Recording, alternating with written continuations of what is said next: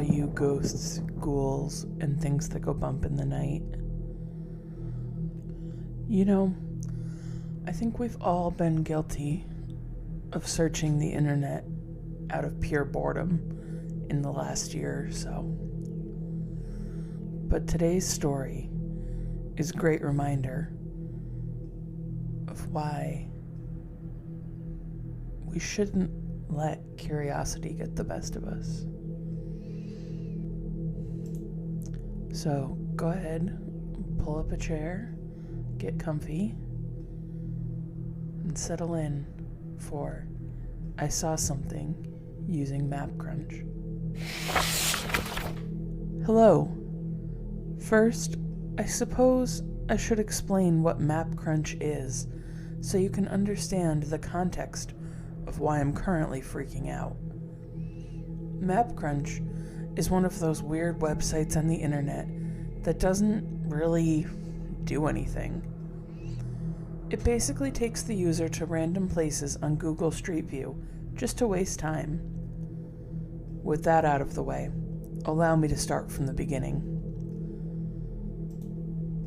The other day, while I was sending out resumes to random now hiring ads, I decided to take a break and look at something else online to relax. I ended up looking at weird and obscure website lists, but kept finding the usual websites like The Nicest Place on the Planet and Hypnotoad, things I've already seen and used a few times before. Then, at the bottom of a list of websites, I saw MapCrunch. Interested, I clicked on it. At first, it was pretty neat, seeing random places and people through the view of a picture taken however long ago, but eventually, this too became boring.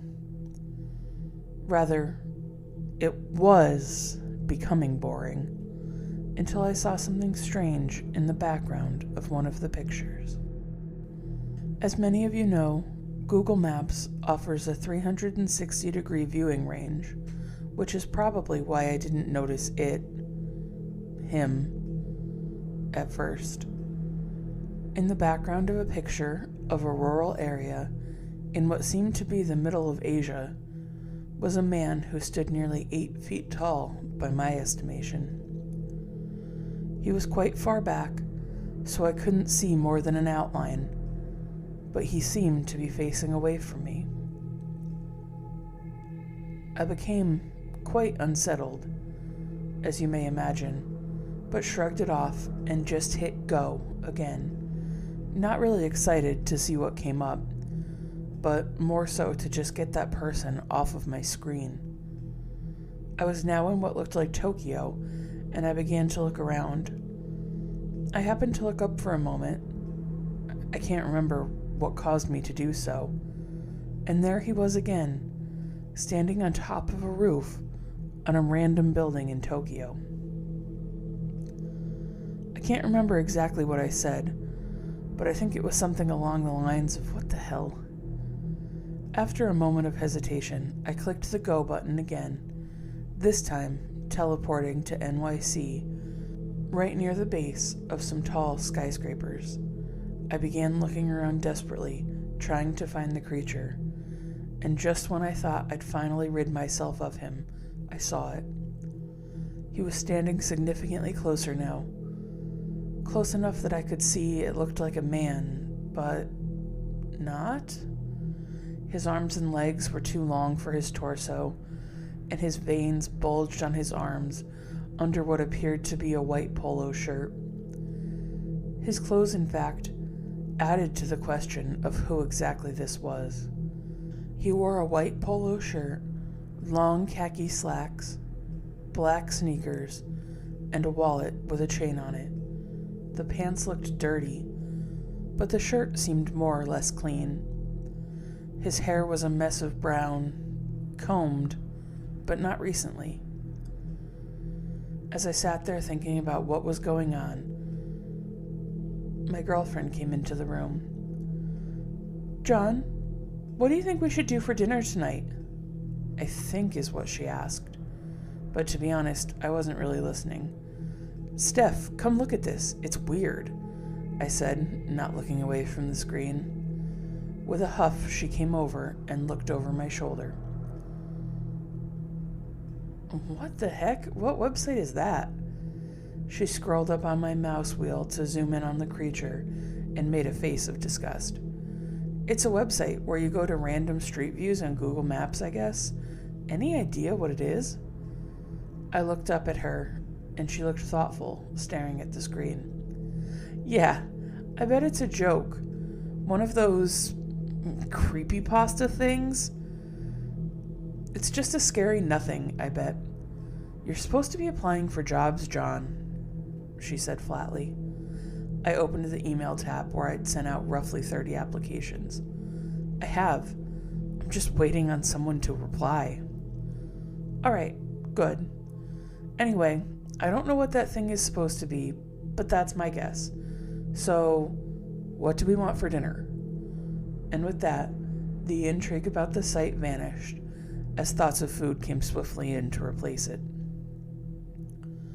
A few hours later, I had come back to my desk and checked my email. There were no new messages, but I saw that the tab with the creature was still open. I decided to click on it and hit go again. I figured Steph was probably right, and I decided I wanted to see what happened when the entity got close. I clicked go 2 more times to observe and see if it had gotten closer, which it had. Then I decided to just get it over with and hit go about 12 times before I noticed something odd. I recognized the surroundings. I was about 2 hours away in a city I've been to thousands of times before. I looked around slowly, but found the man much closer this time. He was standing in the center of the street, back still facing me, but now his pant legs were caked in mud, his hair was a stringy mess, and his shirt was ripped. I clicked go again with a shaking finger, and I teleported to the road leading into my neighborhood. I began to hyperventilate until Steph came in the room and asked what was wrong. I pointed to the screen, and she stared at it, confused, until it clicked where the creature was. She sat on my lap and began to stroke my hair, calming me immediately. "John, it's okay.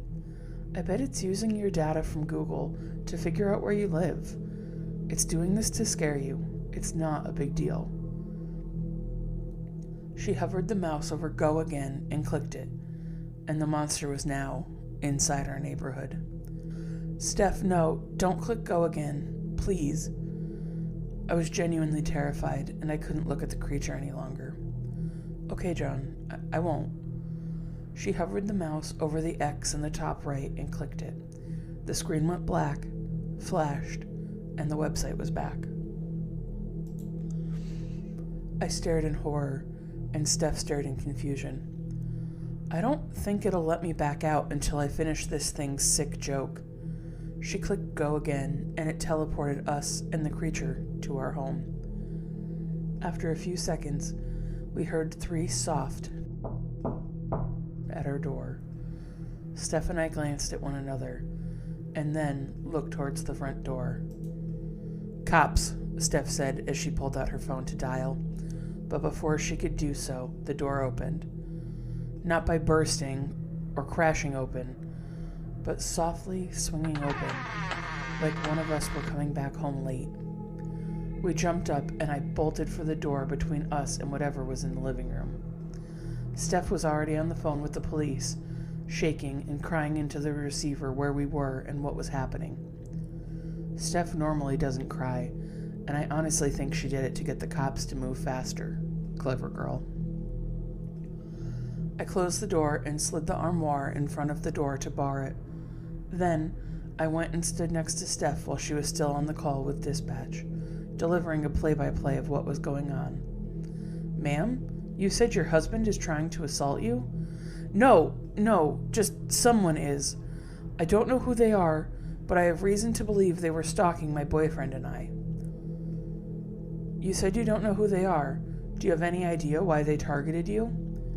At this point, Steph opened her mouth to reply, but the soft jiggle of metal from the handle being softly turned caused her words to catch in her throat.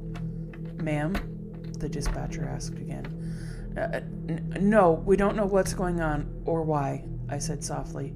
He's trying to get in the room. Can you give us a description? The responding officers are 3 minutes out. Yes. White polo, khaki slacks, brown hair. I didn't see his face. A few minutes went by, and we heard sirens screaming onto our front lawn. The police had arrived and began their search of our house.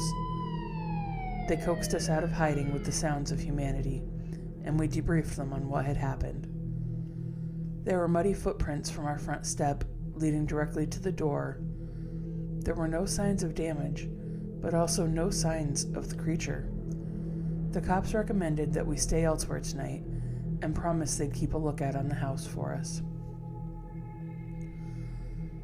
We went to stay in a hotel about an hour from our neighborhood, in which we sat in silence for the entire ride there. Once booked in, we walked into our room and just sat, holding one another. I guess it wasn't a prank, I said flatly. Steph smirked and looked at me. Guess it was a scary something after all. We both laughed and then cried. The next morning, I awoke to the feeling of soreness on my stomach. Hunger had overcome me. Honestly, I don't remember going to sleep last night, but here I was, waking up. I glanced over at Steph, still sleeping soundly, and decided I'd order something to eat. After waiting a few minutes, I noticed that the Uber Foods guy had told me that breakfast was waiting for me in the lobby. I kissed Steph's forehead and walked out of the room to go and get it for us. Mr. Smith? The Uber asked, looking at me and at his phone. That's me, thanks. I got the food and got my wallet out to give him a tip. Did you hear what happened in the neighborhood over that way? He said, counting the bills. No, what happened? My phone vibrated in my hand. Payment confirmation, I thought. Apparently someone broke into a house. Cops swooped in to catch the guy, but found nothing. What's crazy is the house had already been left by the owners because some stalker came in. Crazy, right? Yeah. Crazy. Well, thanks, man. Have a good one. I checked my phone, but instead of an order confirmation, I got a text from Google Maps. Your location is currently in use. At first, I thought nothing of it, but as I walked back to my room, I began walking faster, with the weight of the notification laying heavily on my shoulders. My room door was open, and I burst through the door. Steph was gone. The window was open, and there was only a single muddy handprint at the base of the windowsill.